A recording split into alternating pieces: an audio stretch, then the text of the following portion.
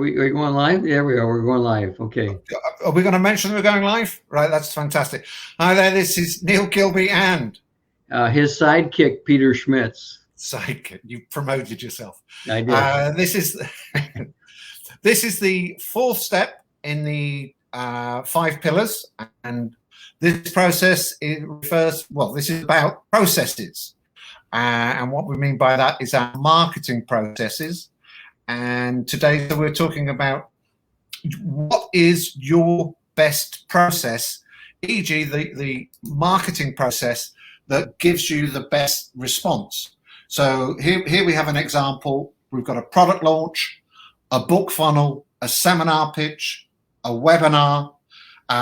It might be Facebook ads. It might be working on Twitter. It might be working on Instagram. What one process or two, whatever, is going to be giving you the best response. Okay, and that is what we refer to as your best process. So here's an example and a process. Peter, do you want to run through this? Yeah, I can take this through. So think about it this way. If you're a business owner, it's your sales process. It could be your marketing process, but let's think about what it takes to make a sale online. So in this particular case, this is a webinar process. You're going to send out an email to your list or prospects, and then from the email, they're going to go register for the process. So each step is linked together. They go from step 1 to step 2 to step 3. Step 3, they're going to get reminder emails to come up and show up for the webinar. So the 4th step there, the show, is the actual webinar. From the webinar, they're going to buy or they're not going to buy, and then there's going to be follow-up emails or texts, whatever follow-up process. But that is the process that we're talking about. So that's the webinar process. This could apply to the book process or whatever other process you might have. We're just using this as an example. Then, Neil, you want to go to the next slide? Because this is I just want to run over that quickly because you have a working system. If you're the people that we're talking to already have a working system. And so your version of this will be working and functional. A lot of people will be looking at this and sort of saying, well, why is it mine doesn't work? Well, that's a different story because you haven't got a proper link between each and every point, or the stages in your processes hasn't been refined and is working properly. Okay. So that's an important distinction. Yeah, they have a process in place that is working. Yeah. Yeah. And so we're not building processes here or processes, where we are in the situation where you've got one or more process that is actually working. Okay. And here we move on to Peter, if you'd like to run through it.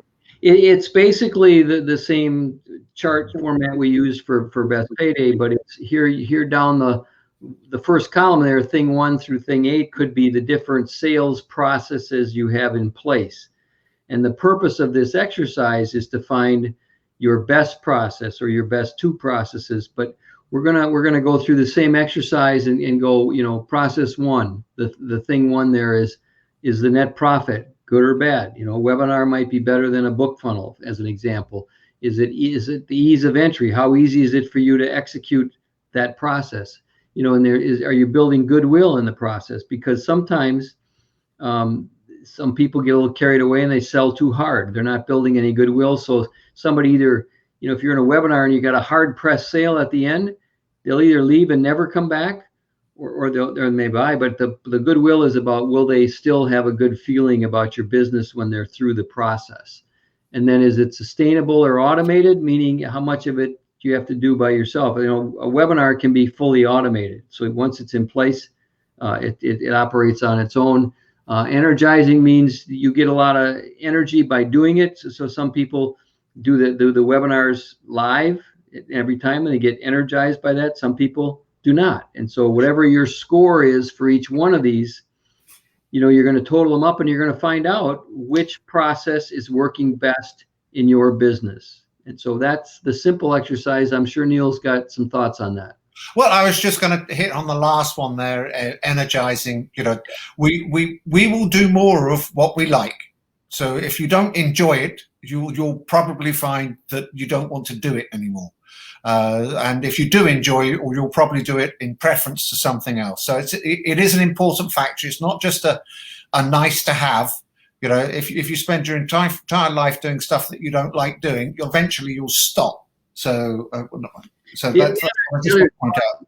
Thought along this, if you have 8 different sales processes for your business, odds are several of them are not working very well, because as a business owner, it's very difficult to focus and do well with 8 different processes. You're going to be far better off to focus on 1 or 2 and get them to work really, really well than having 8 different processes. And it's not uncommon for us to come into a business and they have multiple sales processes, and none of them are doing as good as they could.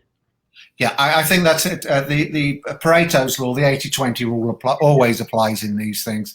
And it's amazing how often that people are following sales processes because they've always done it, e.g. television advertising or radio advertising, that there is no discernible link, as we were talking about in the original process, between the marketing activity and the actual how much sales it actually generates. We're just scared that if we stop doing it, that we might not be creating as much as we used to. So this is a good way of looking at what works.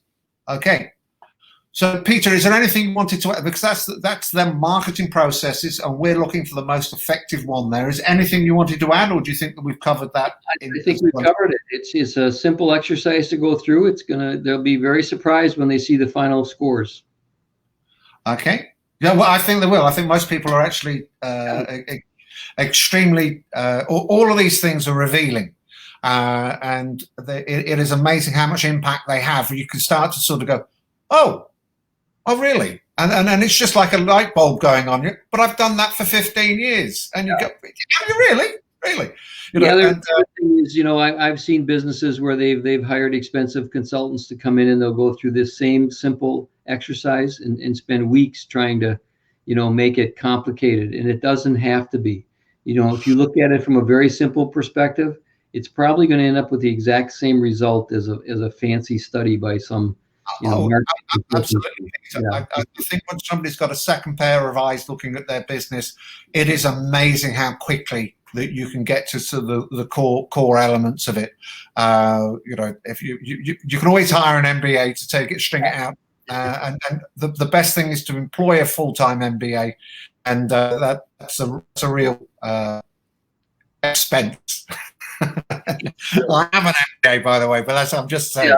All right, let's end on that note. Yeah. Okay, fantastic, everybody. We'll see you all tomorrow for the conclusion.